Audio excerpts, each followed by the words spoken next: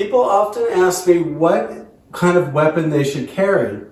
And this may be a little bit of a surprise to you, but I tell people they shouldn't carry weapons with the exception of one weapon, which is a small tactical flashlight. And here's why. Any weapon that you carry can be taken and used against you.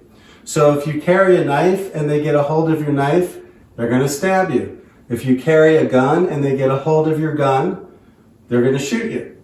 With this little flashlight, which has a sharpened kind of jagged bezel area in the front, it has a thumb activated on-off switch that you can use. It's ideal, and you'll recognize this from our hammer fist motion.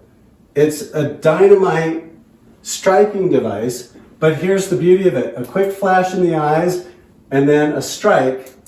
And you know, if you have to go out to your car at night, if you're at night anywhere, this, once you flash into their eyes, you can go ahead and momentarily get them to close their eyes, turn their head away, and that creates your opportunity for striking.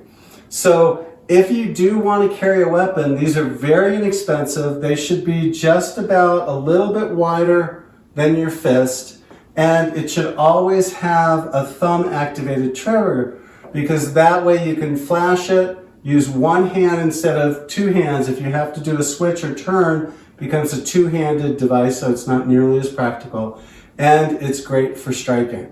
So the little tactical flashlight, and the best part about that is the bad guy is not going to think of this as a weapon.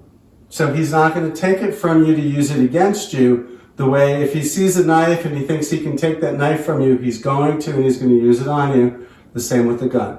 So this, he's not going to see this as a weapon.